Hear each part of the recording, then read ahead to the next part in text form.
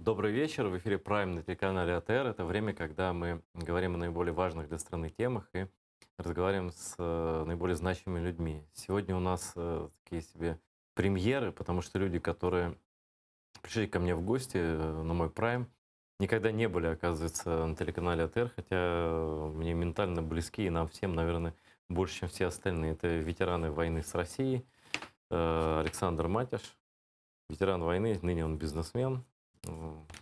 И Сергей Сергеевич, позывной Сайгон, он писатель. Такая скромная, обаяние интеллигенции ветеранской. Вот. А я забыл твой позывной сказать, Мадьяр, да? Мадер, да, но меня так никто не называл по фамилии в Да? основном. Да, у меня фамилия такая, что не нужен позывной. Или, Я, или, или эй, ты говоришь. Эй, ты, иди сюда. я это самый, короче, тут в основном же политики бывают, да? И это, конечно, дурная привычка всех телеканалов, в принципе, потому что, ну, кажется, вроде политики, они там решать что-то должны, и ты должен их звать. Но я считаю, что среди этого полуискусственного мира все-таки свое место должно занимать мнение людей, благодаря которым, в общем, наша страна существует по сей день. И ее бы просто физически не было, тогда бы нам нечего было обсуждать все эти дрязги, склоки и так далее. Ну, все как мы любим, да, в мирное время. Мы поговорим, как это ни странно, еще и про кино с этими людьми. Потом вы узнаете, что их связывает с кинематографом, вот, кроме всего прочего. А начнем мы с новостей политических. Хочу с вами обсуждать политические новости. Вы не против? Ну вот сегодня политическая новость дня. Несколько дней готовилась акция за отставку министра внутренних дел Украины Арсена Авакова. И сегодня она прошла. Не знаю, сколько там было людей. Я просто там, честно говоря, не было, не сильно следил, был занят по работе. Но вы наверняка видели, и трансляции видели все, что там 9 утра, происходило. полрана было. С 9 тогда я утра, не видел. да. Но смысл знаете, по Да, крайней конечно. мере, да? И что для вас это противостояние активной такой части, тоже ветеранов, кстати, тоже, да, в том числе, неприятие Арсена Авакова как персоны на этом посту и требование его отставки. Вот вы за, против, совпадают у вас мнения на это? Ты Нет? первый или я? Вот. Давай, Серега. Да, интересная такая тема. Вопрос в том, что Арсен Борисович, как министр, вот мне лично сложно сказать, чем он меня сейчас здесь не устраивает, если мы говорим исключительно о общественной безопасности. Да? Мы страна, которая воюет 6-й год, страна, в которой мы только за 6 лет подошли наконец-то к уличным перестрелкам, да, вот, которые случаются периодически. И какой долгий период времени там как-то более или менее все держалось на плаву. Но я думаю, что проблема не в Арсене Борисовиче, а в целом в некомпетенции кабинета министров. Это мое Ну, личное конкретно мнение. Авакова вот закидывают люди, которые организуют акции против него, что вот полицейское насилие, беспредел, безнаказанность и так далее, да? Да. Вот конкретно ему. Это не в целом Кабмину, тем более, что он уже в каком Кабмине министр, да? А что касается этих претензий, насколько, на ваш взгляд, они оправданы? В цивилизованной стране с развитым гражданским обществом, да, с работающей судебной системой, такой министр должен был уходить еще, наверное, я просто навскидку, я не помню там всех факапов, но вроде навскидку я вспомню самый давний, это когда полицейская наружка, да, там, или кто-то еще, когда они друг друга там покрошили 6 человек. В Княжичах. В Княжичах, да, это было. То есть это ну, с того Ну, момента... это в Норвегии, наверное, да? Должно было быть. Норвегии. В Норвегии, наверное. Да, но мы же не в Норвегии, как ты с самого начала Да, сказал. есть Да. примеры, когда министры внутренних дел уходили в отставку за купленный Мерседес просто, и все. Вот. Есть и такие примеры в европейской практике. У нас таких примеров нет, и как видите, что той части общества, которая называет себя активной, им приходится выходить для того, чтобы отправить кого-то в отставку. Я не знаю, это такая игра с разных сторон, в которых непонятно, что после этого случится. Ничего или позиции Арсена Борисовича станут сильнее. Вот. Потому что каждый раз, когда происходит какой-то движ вокруг Авакова, Аваков остается на своем кресле, его позиции укрепляются. Знаешь, как это со стороны выглядит, со стороны людей, допустим, хотя хорошо, даже посмотрим потенциального, ну не потенциального, реального врага, с которым вы воевали, да? Ну, потенциально имею в виду там большую войну, например, да? Но вот даже та война, которая идет там 7-й год, они смотрят на нас и видят, да? Вот для них Аваков это пугало такое бандеровское, да, кровавый там, там Путина чуть не на 3 буквы посылал, там и матом крыл. и вот против него там какие-то тоже бандеровцы, да, вот типа украинцы друг с другом, да, и как это им, хорошо, плохо, вот с точки зрения русских? Знаете, с точки зрения русских, это как, ну, на мой взгляд, это как комплекс какой-то меньшинстоимости. Мы очень сильно оглядываемся на то, как русские реагируют на то, что происходит у нас. Ну просто, знаешь, я не оглядываюсь, но просто когда не радуются, мне стрёмно. Да пусть радуются. Серьезно? Да куча людей русских перед тем, как умереть на войне, они улыбались. Да пусть все радуются. Ну, Александр Матиш. Я думал, что у нас разные с тобой позиции будут, если честно. Я тоже считаю, что давайте... Первое. Вот прошла акция против Арсена Борисовича. Ну там ваши друзья побратимы же тоже наверняка Да. были. У меня в моем кругу есть люди, с которыми у нас сложности в общении из-за того, что у нас разный взгляд на вещи. Что дальше? Ну вот, вы вышли на акцию, сожгли бобик там, да, милицейский.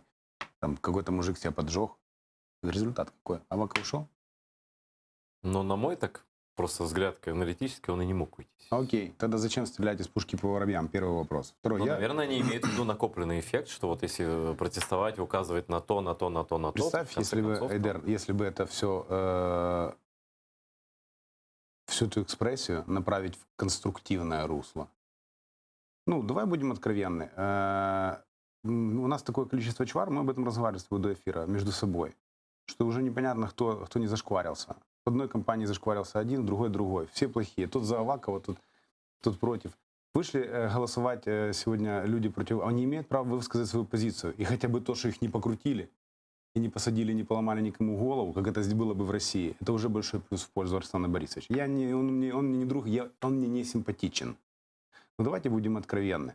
Если разбираться в сортах, ты знаешь этот анекдот, просто у вас в эфире нельзя говорить, то это лучшего сорта из того, что есть. Посмотри, среди всего нашего нынешнего кабинета министров это единственный человек с ярко выраженной. а вот тут у нас с тобой уже разное мнение. Проукраинская оппозиция, мое мнение. Смотри, в той же полиции, которая служит патрульная полиция, у меня много друзей в патрульной полиции, есть огромное количество ветеранов. То есть ветераны против ветеранов. Так выходит.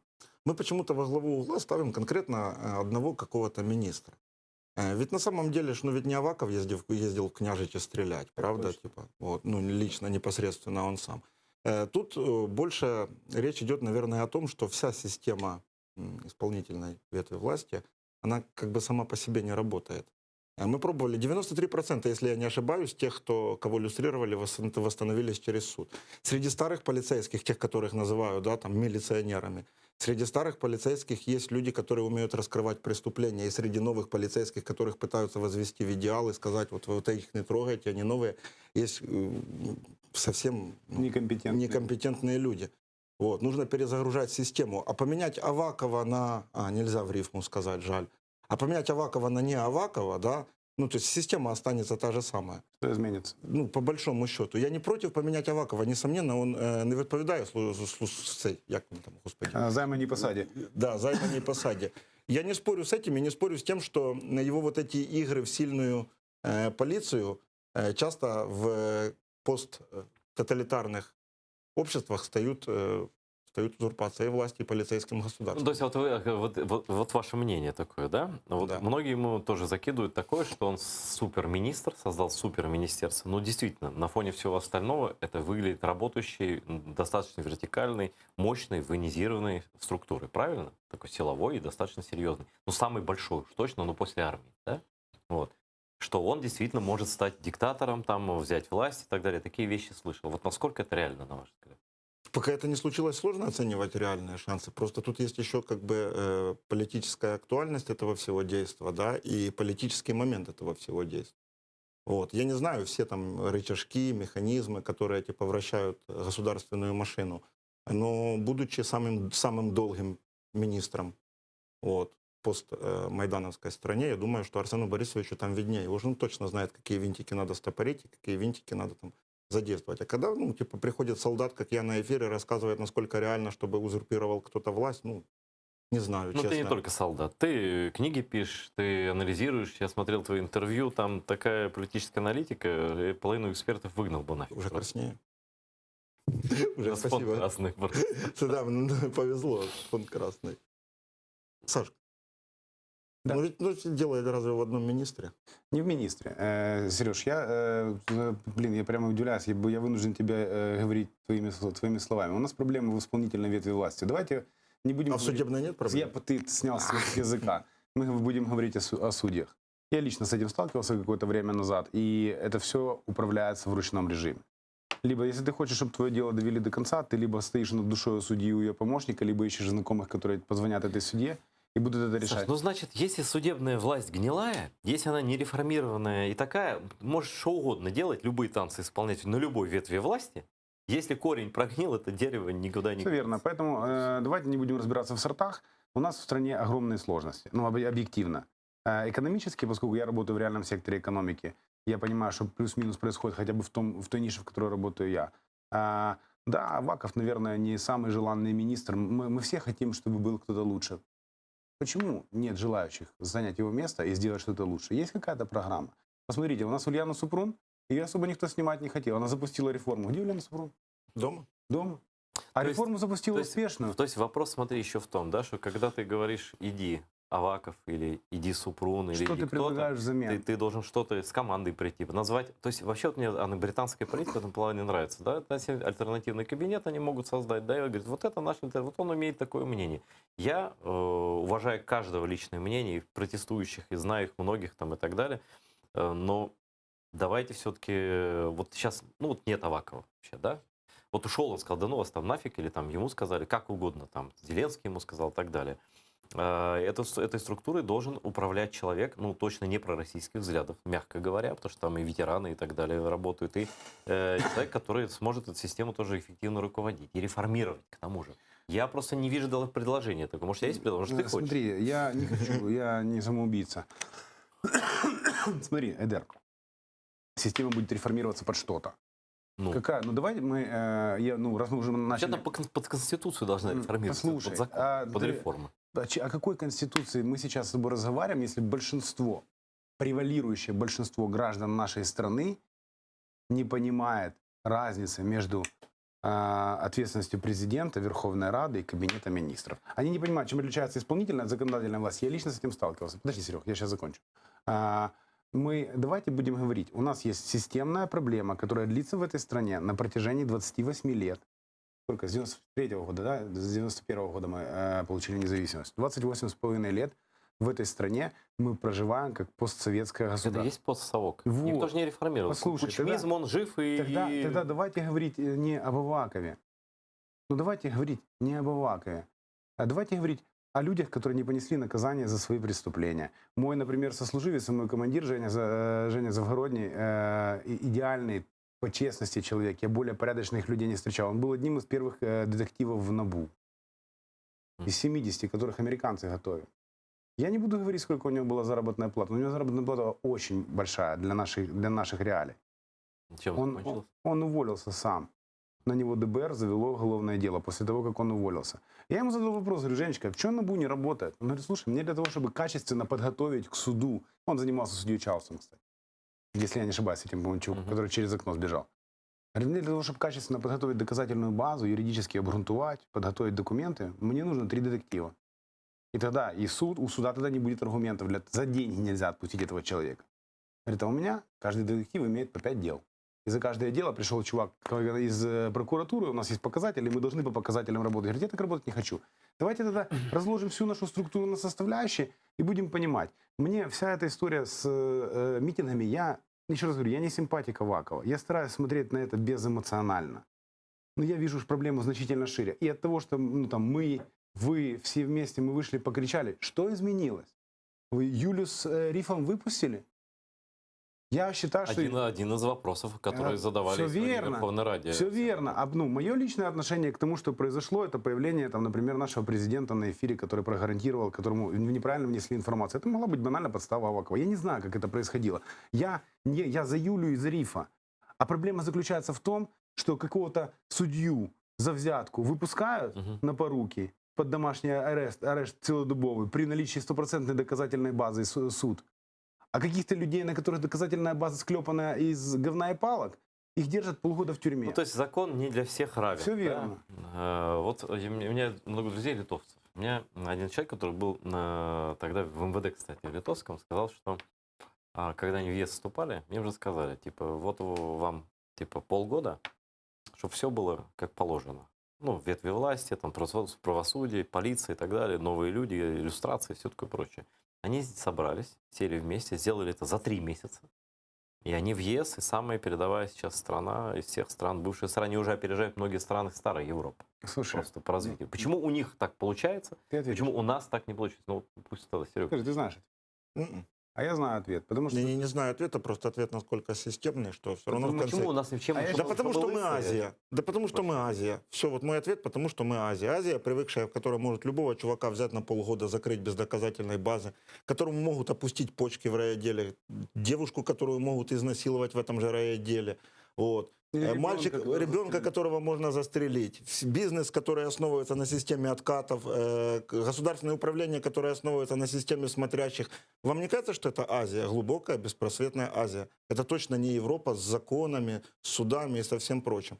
И в конечном счете, вот если долго-долго разматывать, почему у литовцев да, а у нас нет, потому что мы Азия, потому что литовцы в 91 году не говорили, хотят они Советский Союз или хотят они в Европу. Они развернулись и ушли. А мы до сих пор ведем дискуссии. Смотрите, вот хорошо, что я это сказал. Мне никаких подводок не нужно больше, потому что сегодня опубликовали социологический опрос. И сейчас мы будем говорить о почве, о народе, откуда все растет, об избирателях и наших с вами соотечественниках. Начнем с Европейского Союза. Более 40% украинцев считают, что Украина должна вступить в Европейский Союз и стать членом Евроатлантического альянса. Это КМИС, значит, 40, да не то, что больше 40, 46,1% респондентов считают, что Украина должна идти в направлении вступления в Евросоюз. Теперь, внимание, вторая цифра. 28,3% опрошенных ответили, что страна должна остаться самостоятельной, то есть не вступать в Европейский Союз и не присоединяться ни к одному союзу вообще. Еще 13,1% считают, что Украина должна вступить в Евразийский экономический союз и, соответственно, с Россией, ну, в таежный вот это. То есть эти люди просто туда хотят, ну Путин, приди, грубо говоря. А 28% так и не поняли, что, насколько мне понятно, что, Украина вот между, она уже пыталась быть, и это закончилось, мы знаем чем. Это уже про НАТО опрос, да? Про НАТО чуть меньше, но тоже. 41,9, почти 42%, там 46, тут 49, там 46, тут 42 почти. Респондентов полагают, что Украина должна стремиться стать членом НАТО. И это, мне это считается очень позитивная цифра. Но при этом 34,7% считают, что государство должно быть нейтральным. Опять ничего не поняли про войну, про нейтралитет рядом с Россией. Это те люди, это та часть людей, которые говорят, я вне политики. Я вне политики. Я вне политики. Но вот 12%, как вы уже поняли, хотят в Украину в Организации договора о коллективной безопасности, Россия, Беларусь. То есть и там цифры коррелируются. Да, вот да, эти но вот? почти одно и то же. Там чуть больше за невоенный союз и чуть меньше за военный, но в принципе, по большому счету, одно и то же. И вот 12, тут 13, 12 хотят туда, к России, к Белоруссии, к таким державам, как Казахстан, Кыргызстан, Таджикистан и Армения туда. Вау, Ну, классно. элита. Но вот как это оценивать? Я вот тут, как говорится, с какой ноги встать? Мне кажется, что почти половина четко за НАТО и ЕС – это очень много на фоне того, что было. А с другой стороны, вот как ваше мнение? Говори.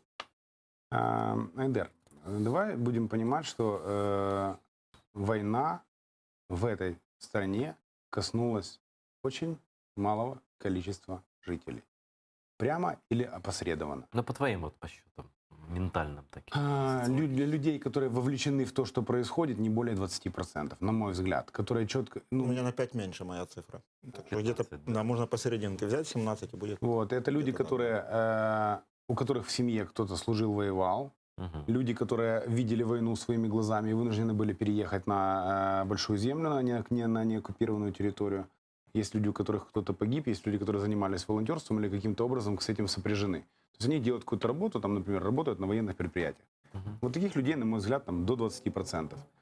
Все остальные люди, зачем далеко ходить? Моя бывшая теща прекраснейшая женщина. Правда, замечательный золотой человек. Когда началась вся эта кухня, я пошел служить, она говорит, на что ты туда пришел? Она живет в Черниговской области. Она говорит по-украински. А что ты допишешь? Слушай, ты сам в своих интервью говоришь, что ты Майдан не понимал. Я не понимал Майдан. И был не за Майдан, а я не потом за- оказался... Вот объясни мне вот это, вот, Саш, объясни мне, вот я тебя Очень тогда простая, спросить. очень простая Слушай, я логика. с собой сравню. Я жил в Мордоре, я переживал, там смотрел ночами это телевидение Майдан. Я приезжал сюда 4 раза сам, просто быть, Можно я видеть это. на всё. примере А тебе ты в расскажу? Киеве жил, и тебе было все Можно на равно. примере Ну, тебе как такое расскажу? может быть? Ну, Вот смотри, мы с Серегой, мы друзья. Мгм. Мы можем ругаться, у нас могут а не вы сов- до или после? Или во Мы время? познакомились После уже. да, после того, как... В 16-м или в 17-м да, году мы наверное. познакомились. В 16-м. Мы с ним друзья. Наши позиции могут не совпадать. Мы можем ссориться, ругаться. Но если к нему в дом будут ломиться какие-то плохие люди с намерением сделать ему плохо, я без вопросов возьму свое зарегистрированное оружие, приду и отстрелю им ноги. Потому что он мой друг. И также... Конечно, это работает И реверсивно. то же самое ситуация с Майданом. Я занимался бизнесом. Я не понимал, мне некогда Был было. вне политики. Вот вроде то, нет, Да. чувак, я был пророссийски настроенный, помимо А всего. ну-ка расскажи, как интересно, как это У было. меня мама из России, из Белгородской области. Папа у меня родился и вырос в Крыму. Я все детство провел в Крыму. Первая моя супруга жила в России. И я часто там бывал. Для меня Россия, деды воевали, это было не пустым звуком. 9 мая. Так там, точно, да, отличный повод набухаться.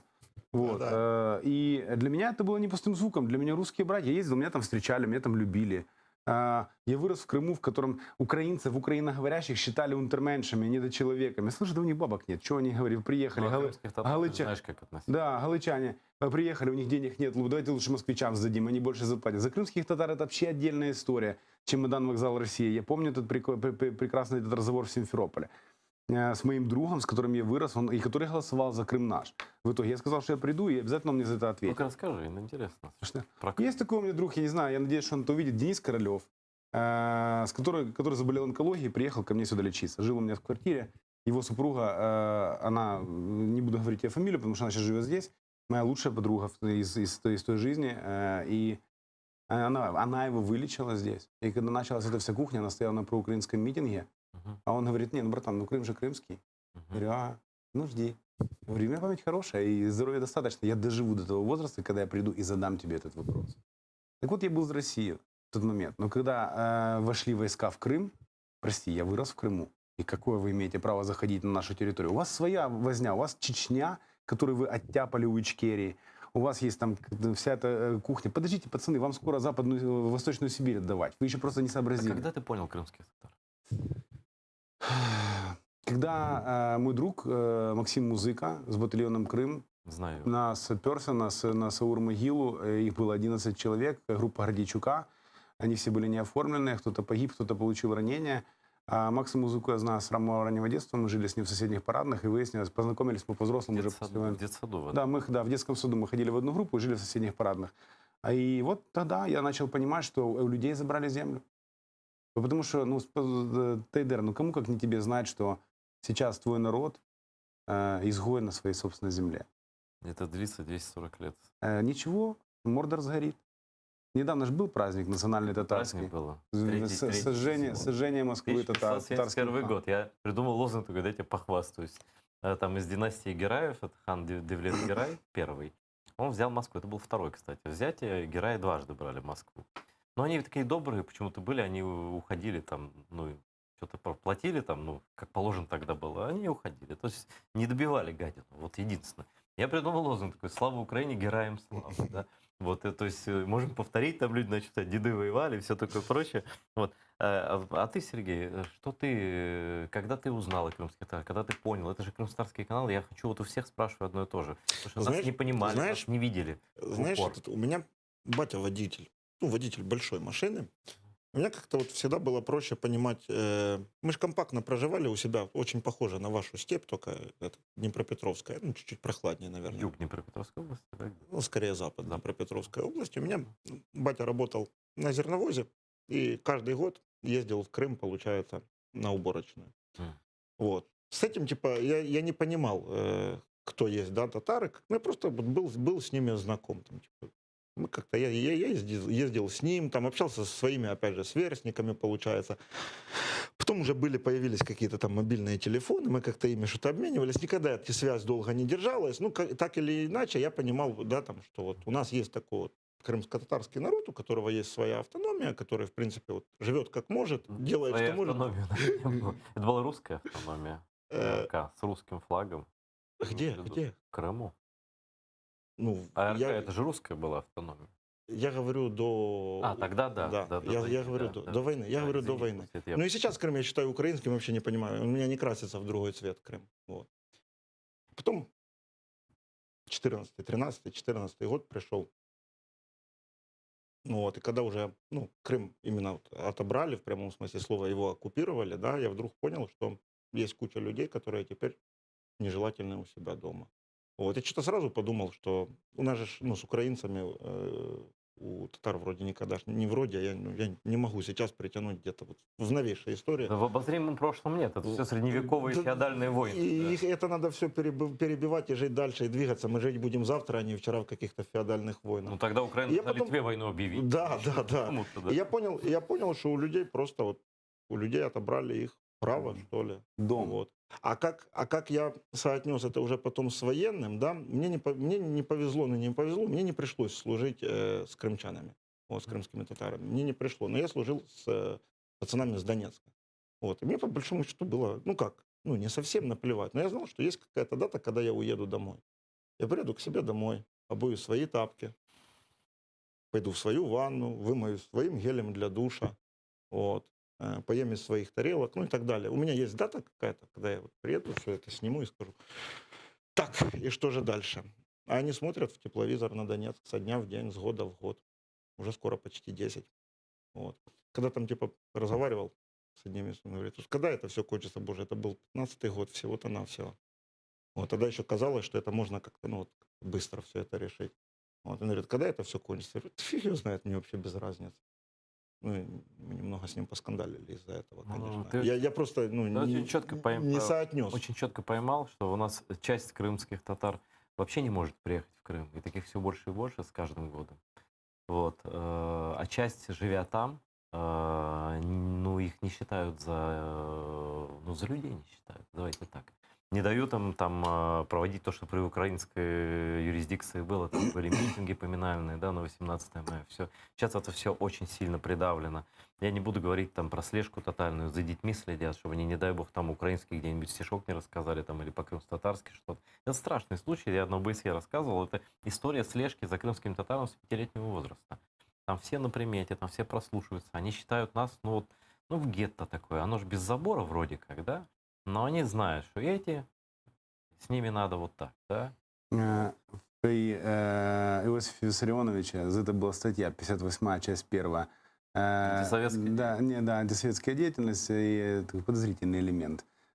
Читал газету «Правду» и подозрительно улыбался. И скоро к этому придет. Знаешь, в Советском Союзе были советские народы, а были антисоветские народы. Вот мы, такие украинцы патриотичные, крымские татары, это были, конечно, антисоветские люди, и они нас на нюх просто, они нутром чуют, что мы враги, и поэтому что они делают? Они вытесняют крымских татар всеми возможными способами, уже десятки тысяч людей тут, и они, У них большой они опыт в завозят, этом. да, слушай, это все с Екатерины ничего не изменило. Абсолютно. И они, значит, Скорость перевозки. они завозят туда сейчас сотни тысяч людей.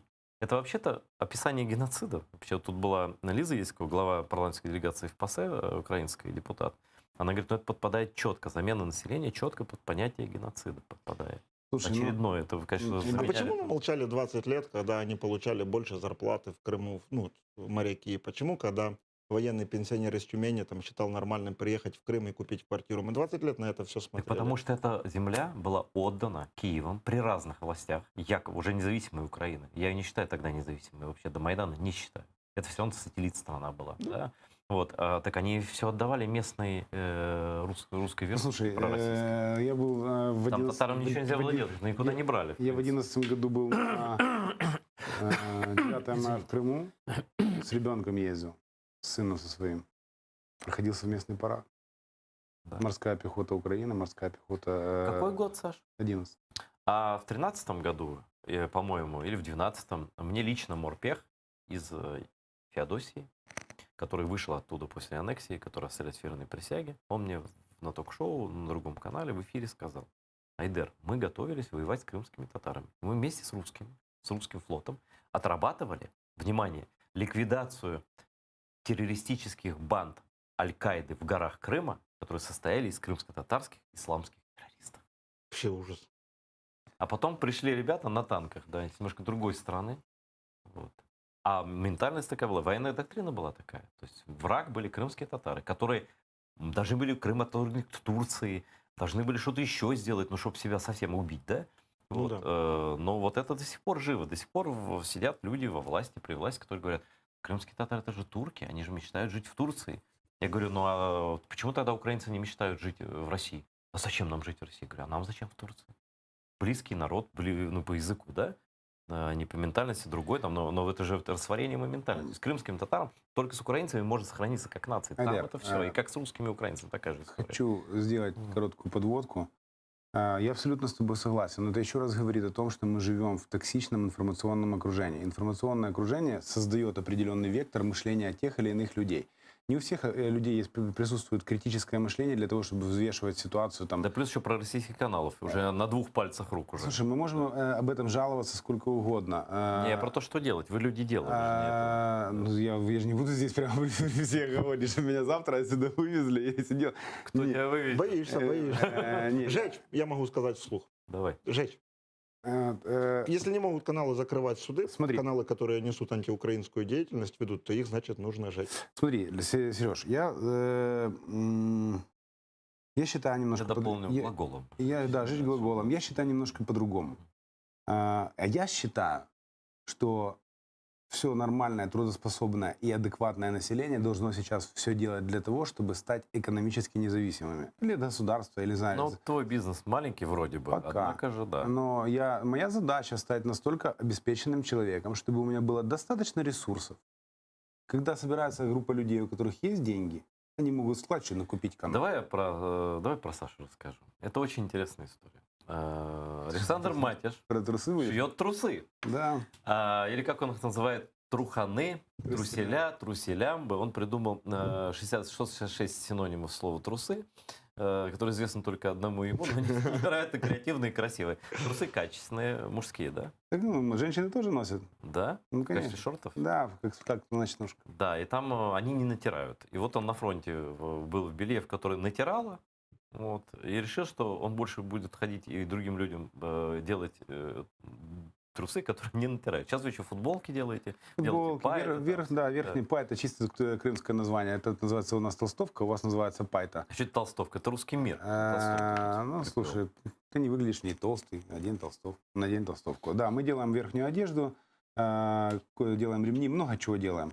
Я считаю, что нужно, чтобы бизнес рос среди своих. И когда группа людей активных, желающих что-либо изменить, будут достаточно обеспечены для того, чтобы желательно сделать это в нормальном демократическом ключе. Ну, ты же прекрасно понимаешь, Ну, это ребят, как, я понимаю, о чем ты говоришь. понимаешь, Без денег ничего. это раз. Да. И смотри, ты же понимаешь, ты же из 90-х. Ну, да, ты же понимаешь, вот, ну, например... Я в Тамбове вырос, я прошу прощения, в 90-е. Есть хороший пример. Ну, вот хороший ветеран какой-нибудь из наших или не из наших сожжет какой-нибудь плохой канал. Ты представляешь, какая картинка для мира со стороны русских? Посмотрите геноцид русских. Эти каналы... Вот тут мне наплевать. Тут я вот совершенно солидарен с Серегой. Вот. А иногда они сами горят, как Москва. Вот ты знаешь, что Москву никто никогда не палил. Они всегда подпаливали сами, а потом искали виноватых. Ну, мы же вроде о Французов там, глаголах. да. Мы же вроде о глаголах, мужчины. Смотри, давай мы... Прячем спички. Окей, прячем спички. Конечно, я за то, чтобы эти каналы горели. Желательно, чтобы они горели от коротких замыканий или от других каких-то вещей. Мне очень хочется, чтобы люди, которые отождествляют себя с Россией, собрались и наконец-то уехали на свою историческую Обрели родину. счастье Да, там и много, радость. много места очень. Ой, за Уралом я был. Вообще Ты знаешь, красота. нет. Но когда я начинаю это говорить, я всегда вспоминаю народ Ханты, народ Манси, якутов и так далее. Мне всех жалко. Я не понимаю, где их размещать. Вот. Здесь. Слушай, да мест валом. Там болото под Питером такие, что мы... Хотя это что же Финляндия? Выбор. Ингерманландия, да. Ладно, давайте не будем жечь. Новая земля. Там Да. достаточно пусто, там белые медведи, их любимый зверь. Прекрасно. Да. Архангельский край вообще замечательно. Кстати. Белая ночь. Да, кстати. Вот, поэтому я думаю, что все-таки я выбираю путь каких-то демократических институтов. Для меня это очень важно, потому что сделать на разрыв движения, там что-то сжечь, это, конечно же, круто, весело и очень Но быстро. это не системно. Я понимаю, это очень- тоже важно, но не... То И есть очень, важны все и очень факторы, но быстро. не- Мы молодцы, мы победили. Вот с Серегой об этом вчера разговаривали в контексте войны. Когда в масштабе фронта, вот есть фронт, линия фронта. На фронте решает... Кто у нас, Сережа, решает на фронте? Арта решает. Артиллерия. И два конкретных чувака, которые встретились вот так вот где-то вот, от того, что один другого убил, стратегически картина линии фронта ни То есть хера не придет изменится. артиллерия, только она может изменить Конечно. положение дел. И завтра приедут наши системно. пионы и навалят всем. Но, Или- но, всё равно, надо, если это уж территория освобождена, в нашем случае мы ведем освободительную войну, то все равно нужно какие-то Зачищать. ножки, которые придут и туда поставят желто-синий флаг. Вот тут артиллерия не поможет. Вот. Да. Поэтому А давайте... вы оба в пехоте. Ну, не совсем. Я служил в добровольческом Ну, батальоне. это пехота. Ну, не всё равно. совсем. Ну, как не вы летали, что ли? Ну, я не знаю, не совсем. ну, Что ты летчик, что ли? Он говорил мне, что он летчик, да? Да, он оказался налетчиком. Я служил в добровольческом батальоне МВД, мы стояли во второй линии, мы выполняли другие функции. Ну, понятно. Меня друзья называют Хорошо. мусором. Я не- Наземный. Хорошо, наземный, да. А я очень воздушный. Я согласен с Серегой. Все верно. И вот у нас с этими телеканалами та же история. Мы пытаемся стрелять друг в друга, хотя нам нужно работать с артиллерией. А артиллерия — это воспитание подрастающего поколения, правильные нарративы и общая понятная линия через всю страну. Потому что у нас с каждым президентом у нас меняется, блядь, А вы вектор. знаете, кстати, вот при Порошенке они расцветали, сейчас они цветут, несмотря на все заявления. Я имею в виду каналы пророссийские. Вот требование закрыть эти каналы, действенные и демонстрации, я думаю, они бы вот они бы могли подвинуть эту историю с точки, да? Я так не И они бы думаю. никого не... Нет, они, наоборот, обвинили бы кучу людей. Ты знаешь, Которые, придя на этот митинг, тут бы уже все между собой бы Пересрались. пересрались. ты знаешь, Наша военная тайна. это одна из особенностей украинской ментальности. Это потрясающая способность создавать проблему условно в обществе с одним интересом, с одними взглядами, проблему из ничего и создавать дикую грызню. Ну, 2-3 гетьмана, 2 украинских гетьмана. Да, да, и это проблема. Поэтому я считаю, что, кстати, возвращаясь к вопросу, почему литовцы по-другому поступили, до 1939 года они были частью Европы. Но они были и государством европейским еще до того. Полноценной. 300 лет, да. Полноценным. А давайте посмотрим на Украину. Украина была разделена. Потом в 1939-м... Голодомор. Да, Голодомор. Голодомор — это отдельная история. Депортации. Депортации. много- Замещение населения. Две мировых Так, короче, войны. Давайте мы перестанем ныть. Вот, Да, мы всех исторически. победим. Или... Да, мы однозначно. Зубы Теперь- надо. Так, у нас 10-13 минут остается. Вау. Я хочу всем сказать, что мы сидим тут с Так. кинематографистами. Мотографисты. Мотографисты, вот сейчас они расскажут, что их сподвигло, где они ударились обо что, как их жизнь вот киданула в кинематограф. За 13 минут мы не успели. Да, я завершу тему трусов. Вы не наклоняйтесь сильно, вы эскадру уходите. Хорошо, Да. хорошо, я И перестану. ты тоже сильно не наклоняйся. Не наклоняйся, наоборот. Вот. Теперь красиво. Вот бренд Саши называется Регата Клуб. Зайдите, найдите. Регата Клаб, да. Ну, клаб по-английски, да, ну что блеснул. Да. Регата Клаб — это такие эксклюзивные труселя и другие мужские хорошие прибамбасы, за качество которых он отвечает. Я гарантию даю год на трусы. Год. Единственный Гарантия на мире. трусы. И отвечаешь. 75 гарантийных случаев? 300 на 50 тысяч. 300 на Около 300 на 50 тысяч Ты проданных 50 тысяч трусов. трусов уже продал? Да. Так ты крупный предприниматель. Братан, никому не говори. Я потому что понял, придет всё, налог. прибедняться — это наше все тоже, да. Мгм. Ну, ты бизнесом не занимаешься. Я книги написал, да, Ну, книги нормально. и кино. Ну, тоже, понимаешь, вот тут сидит, так сказать, вот буржуазия, а тут Интеллигент, богема. а тут Богема интеллигенция, тут да. сидит. Короче, богема буржуазия. В общем, ребята решили снять фильм. И не просто фильм, а сериал. Они сами все сейчас расскажут. Покажу маленькое промо, как это называется? Точка ноль. Тизер. Точка ноль, да. Тизер проекта точка ноль, а потом ребята расскажут. Посмотрите все. Я смотрел, ну, попридержу свой язык пока. Давайте посмотрим тизер, а потом пацаны расскажут.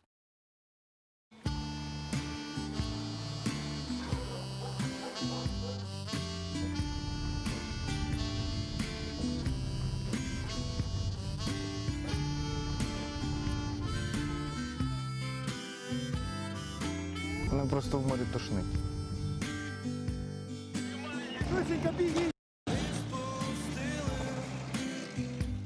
Так ти укроп?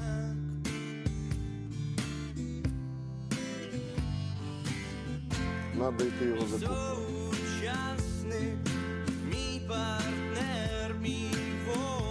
Я придумал, я знаю, что я сделал.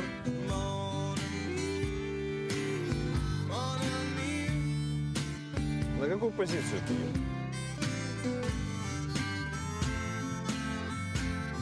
Вот теперь.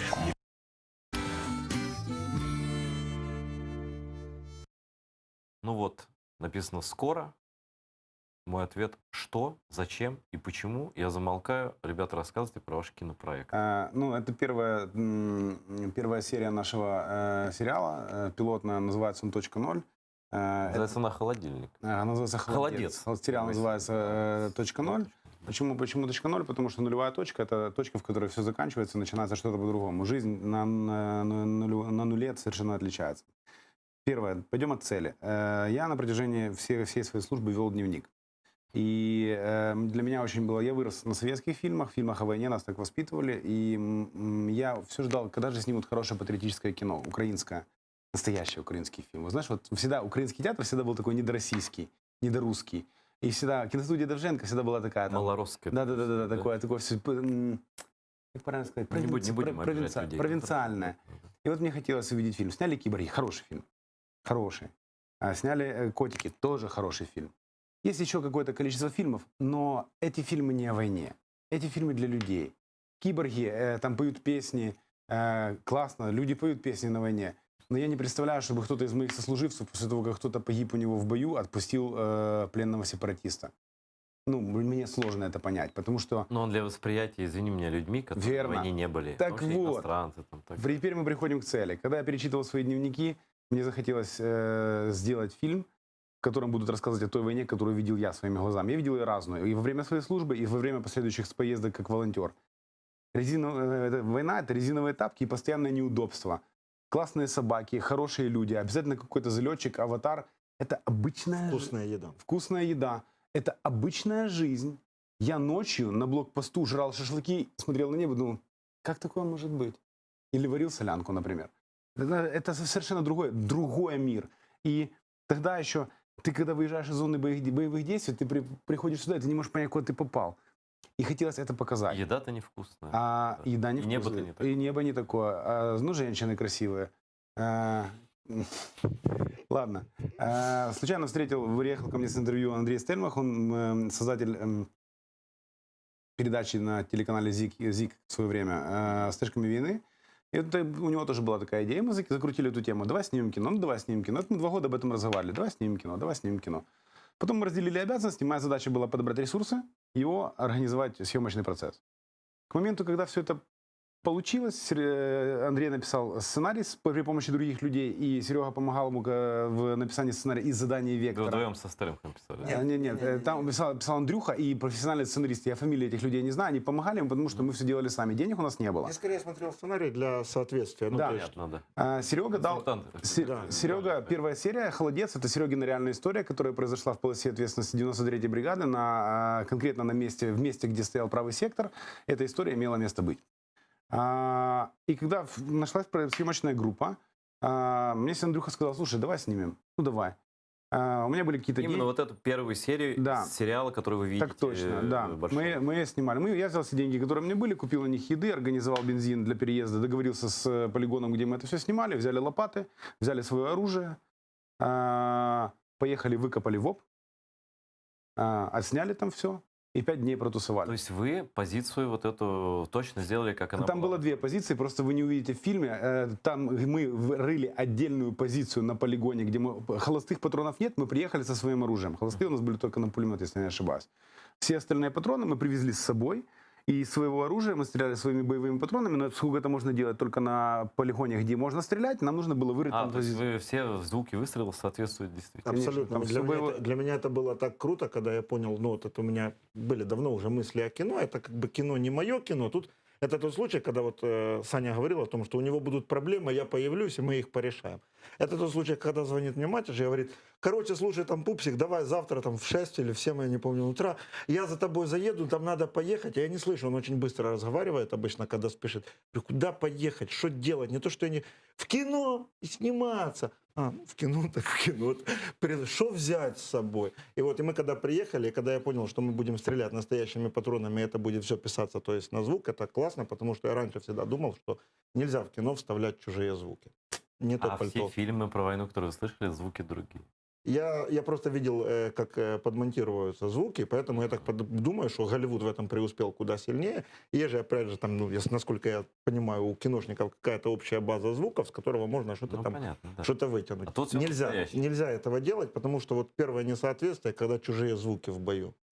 Вот. Их нельзя накладывать сверху, типа. И мне так всегда хотелось писать настоящие звуки. Вот одну ремарочку сделаю. Ребята сделали первую серию, но она не полная, она вообще серия стандартная 26 минут для 25, телесериала. да. 25, да, 26, по-моему. Но неважно. Они сделали 15 минут, это где-то 10 минут вот этого сюжета из жизни Сереги военного. И жизни войны. И жизни войны. Да. Там из жизни тоже и репортера, который сам себя играет в Стельмах, да. Вот, как он попал на передовую впервые там и так далее. И они сделали вот фильм, потом чуть-чуть фильм про фильм в конце, как они снимали вот это все. Бэкстейдж, И все да. это вместе 16 минут занимает. Вы Да. можете в Ютубе просто забить прямо сейчас. Вот вы просто не пожалеете. Забейте в Ютубе точку. Всё. И посмотрите, это вот даже не первая серия, это промо, это часть первой серии, правильно тогда сказать? Да. А какие планы по-наполеоновски? Значит, Скажите. коротко, план наполеоновский. Мы будем снимать 10 серий сериала. Каждая серия — это отдельная история, которая будет обыгрываться людьми. Основной костяк будет тот же, будут вводиться новые персонажи, и в процессе этой серии и этой истории будут раскрываться либо один, либо несколько Все персонажей. они профессиональные актеры. Все в нашем съемочной команде было только 2 человека, которые не служили в зоне боевых действий. У нас звукачи были экипаж танка, который воевал на Мариупольском направлении в 2014 году. Это механик-водитель, командир танка, одного танка и наводчик. У нас все без исключения, кроме Ростика и кроме Андрюхи, но Андрюха военный журналист. Один человек у нас не был. А сколько вот вы сняли серию? Насколько это дорого, если можно сказать, примерно хотя бы, и сколько людей этим занимались? $1500 обошлись затраты. Никто не заработал денег. Все деньги, которые были потрачены лишь только на ремонт оборудования, потому что мы испортили оборудование, на еду и на бензин. Мы потратили $1500, и мы оплатили монтаж еще, потому что у нас были проблемы потом с монтажом. Серия, ну хорошо, серия $1500? Да, вот это вот. Ну, то есть, грубо говоря, если бы она была полная, то 3. Ну, условно, да. Разве можно снимать? Это достаточно качественные съемки. Я смотрел там по видео, там по... А мы как это всё. договаривались со всеми своими, а что нет? А то есть люди бесплатно работают? Никто никому ничего не платил. Вот в чём смысл. Никто никому ничего не платил. Горизонтальные связи. Вот. И наша задача сейчас собрать средства, найти инвестора и либо запустить краудфандинговую платформу типа Спільна-кошти, на которой мы сможем собрать средства на съемку 10 полностью. Но вообще, знаешь, вот это настолько... Я просто шокирован такими цифрами. Даже если умножить эту цифру на 5 и снять, ну, в 5 раз, вот, ну, сочнее, круче, какие-то, ну, привезти что-то там, да, это все равно не огромные деньги для кино, но это, мягко говоря, не огромные. Это никакие деньги для кино. Наверное, найдутся люди из бизнеса, там, ветераны тоже, кто-то поможет. Очень И краудфандинг, почему нет? Ну, кто-то внес такую сумму, кто-то другую и так далее. Посмотрите все эту первую серию, посмотрите это. У ребят, я уверен, получится. Мы сейчас хотим, нам помогает фонд «Повернись живым», конкретно Оксана Коляда, Ира Турчак, Яна Холодная. Это люди, которые не оставляют нас, они подсказывают нам варианты решения этого вопроса. Но мы будем искать деньги самостоятельно. Если же мы деньги не найдем, мы скинемся И будем продолжим и будем снимать Мы дальше. все равно будем снимать. Но- Это решение уже принято. Знаете, чуваки, еще хочу сказать. Вот кто нас сейчас смотрит и будет смотреть и слушать ребят там в других каких-то программах, где-то там в Ютубе, неважно. Вот это, мне кажется, тот случай, когда дело чести, вот просто сказать, возьмите меня в этот проект, да? Вот, пожалуйста, не киньте меня, дайте мне $1000 или $10 000 или $15 000 внести, чтобы только я вот там был в титре, потому что это первый фильм, который снимают сами, люди, которые воевали и сами в нем играют. И играют они, когда Бабченко посмотрел, да, значит, вашу серию, он мне звонит, я ему тоже отправил ссылочку из Ютуба вот эту. Он говорит, ничего себе, Сайгон с Матишем актеры. Ты говоришь, я вообще даже не знал, не Слушай, подозревал. сейчас мы запускаем, очень, если будут люди смотреть эту передачу, подпишитесь, правда, на наш YouTube-канал, это очень важно, там будут идти обновления. Мы сейчас будем запускать еще один продукт для того, чтобы не терять аудиторию. Мы будем рассказывать, и мы будем в процессе съемок, мы будем делать короткие ролики о том, как же мы снимаем наш фильм. Спойлери. Все, не спойлерю. А что, нормально? Нет, ну тот случай, когда надо поспойлерить. Мы запланировали начало съемочного процесса на конец июня, начало июля текущего года. Есть прописаны 4 серии уже, их пишет Андрей Стельмах, который один из вдохновителей и участников этого сериала. Также мы подружились с нашим другом, который стал одним из сопродюсеров. Это Маст Симуви, Витя Сокуренко, который воевал в правом секторе. И он у нас тоже воевака. И мы сейчас всеми силами делаем все для того, чтобы этот фильм снялся. И поверьте, это будет круто. Пацаны, мы прошли точку 0. Эта точка должна была закончиться, наша программа. Но я решил, что можно и перетянуть, если у вас есть еще что сказать по фильму. Ну-ка, соберитесь давайте. Серега, давай, И я уже так наговорил. Я не знаю, что сказать по фильму, потому что этот фильм я вижу не как кино. Вот не вижу его не кино. Будучи написавший 2 книги, понимающий, как работают диалоги, как работает структура текста, и еще продолжая в нем сниматься изнутри, то есть я этот фильм вижу как бы снизу вверх на него смотрю. И мне тяжело вот как-то для зрителя сверху описать, вот как это все происходит. Это все очень интересно, и в силу нашей упоротости, я бы назвал упоротость, я уверен, что это все будет, потому что ты во многом прав, потому что уже, когда тебя часто посылают, никто не хочет давать денег. У тебя ничего не выйдет, парень. Да, или говоришь, что ты, молодцы, там, типа, часто хочется сделать назло даже самому себе. И мне хочется назло всем и самому себе сделать такое классное кино, чтобы от удовольствия от просмотра этого кино люди просто там, не знаю, рыгали. Знаешь, когда, не буду называть имя олигарха, когда Джамала